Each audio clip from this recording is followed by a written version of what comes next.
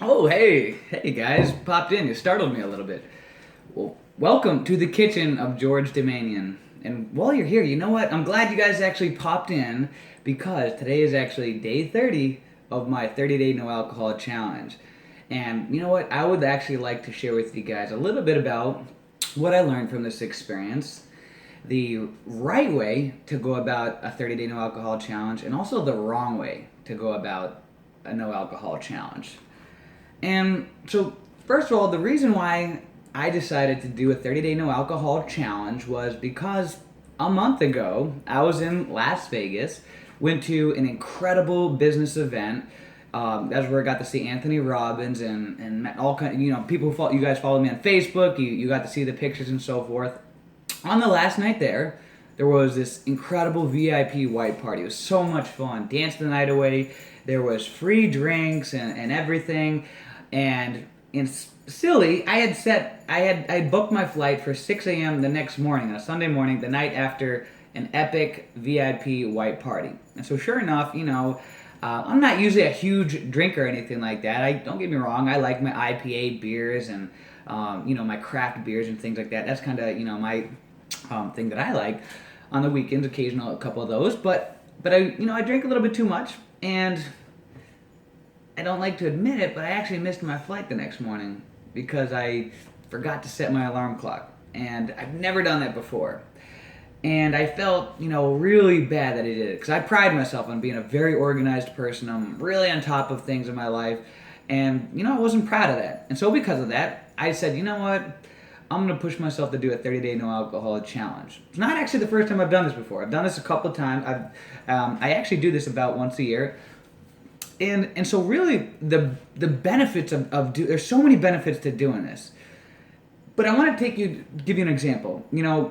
I have a daughter. She's just about to turn 4. Beautiful, love of my life. And when I observe her, when I take her to like a birthday party or out to a park or something like that, to a new, social experience, even if it's people that she knows, friends or something like that, in the beginning, when she first gets there, she'll typically be a little bit shy. Even if it's, people that she knows, friends and stuff like that, she'll be more cling to me, shy.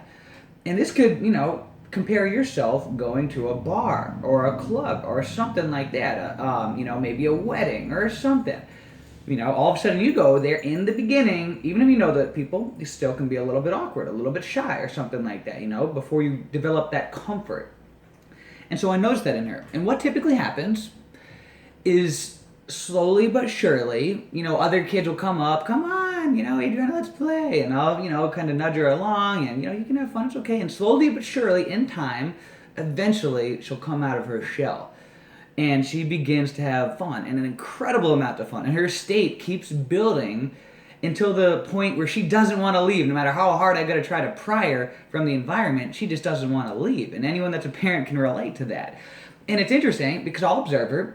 I take her to a place like a playground or something like that. If it's just us, and she gets into that peak state, and all of a sudden a new child comes into the environment, like a little girl or something like that. It's about her age. She'll go up to them and she'll say, do you want to play with me? Do you want to play with me? She'll just straight up go up to them because she's in that state. This is at the point when she's built herself up into that state. And sometimes she'll get, rejected. The other child will still not have been in that peak state yet, so they're still new to the environment, and so they're shy. They're not ready yet to play with a stranger. And so she'll keep doing this, or she'll even keep, following along the kid until eventually it happens and they start playing. Now, compared to us, as adults, we go into an environment like that, a club or a bar or a wedding or something like that, and we forget to use that gift that we learned along the way growing up without the crutch of alcohol. How to socialize, how to have fun, how to make friends, and so forth.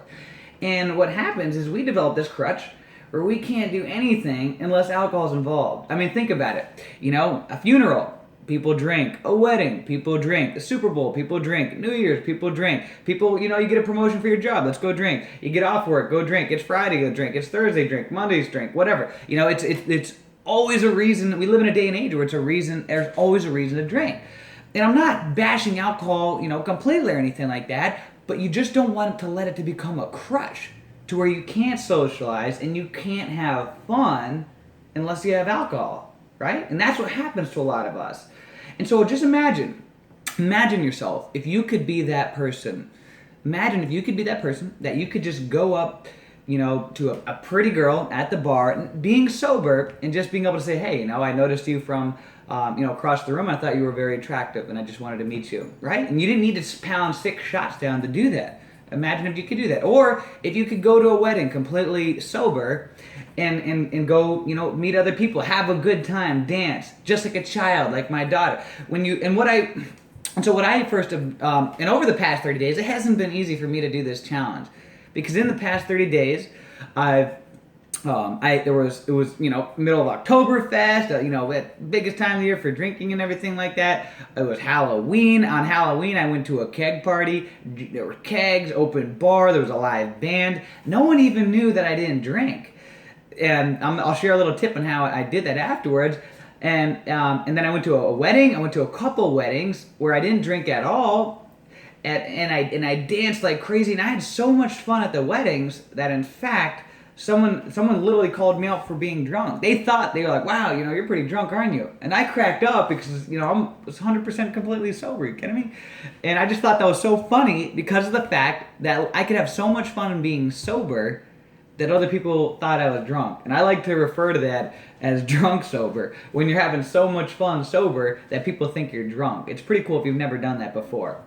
And so this is the thing that I think people do wrong when they decide to do a 30-day no alcohol challenge, is that all of a sudden they decide that they're either one, they're not going to have any fun at all. It's like they don't want to go out to the bars or clubs or party or anything like that. They just want to sit home and do nothing. Just go to sleep early on a Friday or Saturday night, and that's boring, right? And then you didn't really, even if you go a month or a couple months without drinking, I mean, come on. You don't want to only let your fun be dependent upon alcohol. And that's kind of what you're teaching yourself, in my opinion. If you're not willing to go out to a party or a social environment because that you're not drinking and you're just staying sober, you're just going to be a boring, just sit home and do nothing, that's not cool. And the other way that people go about it wrong is where all of a sudden they don't drink and they immediately think that they're better than everybody that does, right? And people that don't drink at all, I tend to notice this, that they're like that. It's like other people that drink, they look down at them. And that's kind of like your ego sneaking in the back door, where all of a sudden you're like, oh yeah, I'm so enlightened because I don't need to drink, and these scum are drinking their alcohol, but I'm better than them. No, don't go about it like that. It's to each their own. There's, you're not better than anybody, and you're not worse than anybody. We're all just equal on our own journey in life. So there's no point in looking down at other people, however they choose to live their life, all right? And so this is some tips on how to do it, how to do it the right way. If you are going to do a no alcohol challenge, or if you want to give it up completely or whatever like that. When you go out, what I recommend to do in the beginning until you get better at it, because just kind of like my daughter, when she was first going out into the social environments and stuff like that, it takes her a little bit, to creep up and to get into that good state. If you're used to drinking all the time, when you go out to a bar or a club or a wedding or something like that, then it's going to take a little bit of practice. It's going to take a little bit getting used to how to socialize. You got to literally dust the cobwebs off the childlike inner side of you. And so, when I go out to like for example, I was at a wedding on Sunday night, had an incredible time. I mean, I had so many great, it was such a, an awesome time that, it feels like I must have been drunk thinking back on the memories and how crazy and good of a night that was. But when you first go out there, you got to understand that you're going to get to that, when you first get in there, it's going to be a little awkward. And this is where most people, they start drinking right away. And they get into that peak state quicker, right? Because they're drinking. And so immediately they get to that sweet spot, you know what I mean? Where it's not too low, it's not too high, it's like Mama Bear said, right in the middle. And they get to that sweet spot quicker. But all of a sudden, as the night progresses, if you push yourself to have fun, to socialize, meet other people, when other people are starting to lose their edge and they're starting to get tired and they're just starting to get sloppy, and it's and other people, they can notice that they're drunk, you're actually going to be getting better and better and better because you're building on that peak state. And that's one of the things that I really like about it, is that I find in the beginning you got to work a little bit harder, but in the end you actually outperform everybody else in the social environment because of the fact that you're not using the alcohol as a crutch.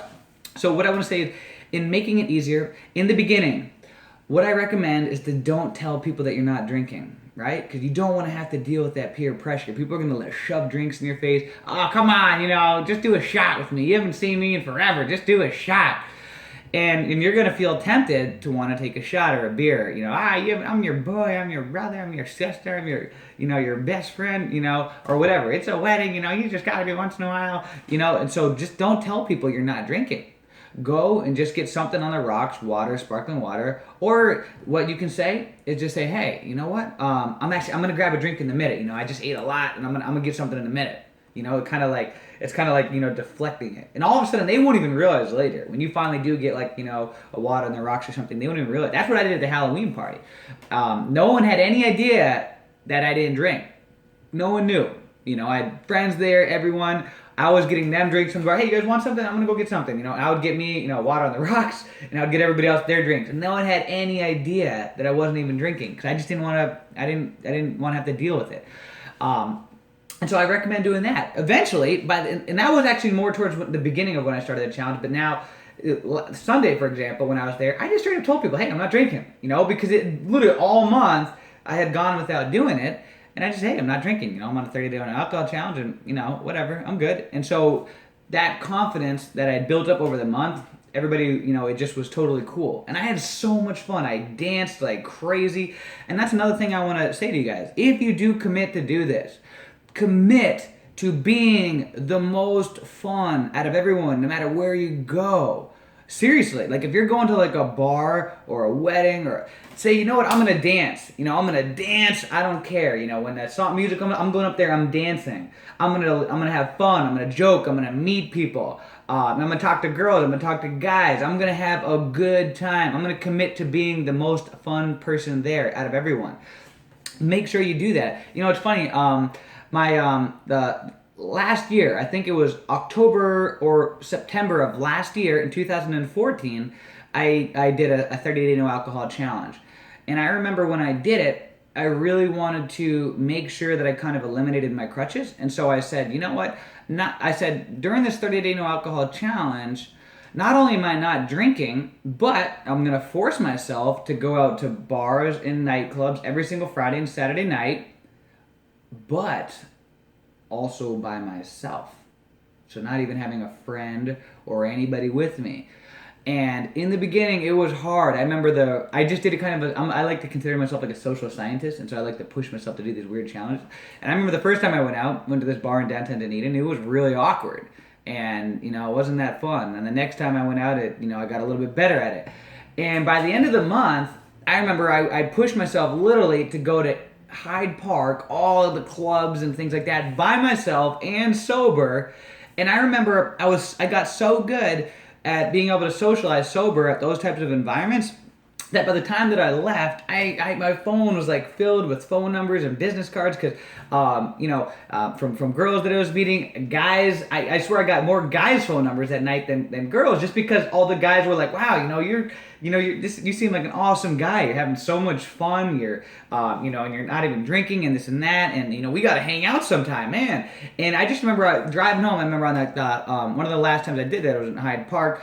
And I remember just thinking wow, how incredible it was. 3:30 in the morning. I didn't spent $1 in alcohol or something. I think I just spent cover charge or something.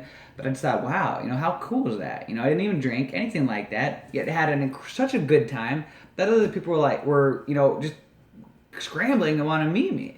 I remember I also had pushed myself to do a karaoke last year when I did that, and the same thing. Everyone couldn't believe that I was. I remember someone said, "Geez, you're having the most fun out of everyone, and you're completely sober." And, obviously there's a lot of health benefits to doing it. I mean, I noticed that my skin looks better, put on more muscle mass and so forth. I mean, that's just a given. Of course, your wallet is going to thank you because you're not spending all that money on alcohol that you normally do. But it's just good to do. And it's something that I've decided that, I'm not giving up alcohol completely. But one of the big benefits I think about doing it, about doing a 30-day no alcohol challenge, for me, I'm going to commit to doing it at least once a year. And maybe someday I'll give it up completely. I don't know. I haven't gotten to that point yet. But I think it's good to do at least once a year because I always notice every time after I do one of these things that it dramatically cuts down the amount that I do drink. I know right now, like I don't even like have a desire to drink at all, just because of the fact that I've gone 30 days and it's like, okay, the first weekend was a little challenging, the second week was a little challenging, but then after that I was like, whatever. And so now it's like I don't even have a desire to drink. I know sure, I will. Again, I don't plan on giving it up forever. But the good thing, for me, like I said, I want to commit to doing it at least once a year, just because of the fact it's good to clear your head, cleanse the body, and it also gets you to remember that you can still have fun, be social, meet other people sober, and it dramatically cuts down, on that level, drinking, because it can tend to creep up on you, drinking more and more if you're, in the habit of just doing it all the time, and you save a lot of money. So with that, guys, thanks for popping into my kitchen. I'm going to go back to enjoying a nice cup of my black, organic, mycotoxin, aflatoxin-free coffee, alkaline coffee, and enjoy the rest of my day. Peace.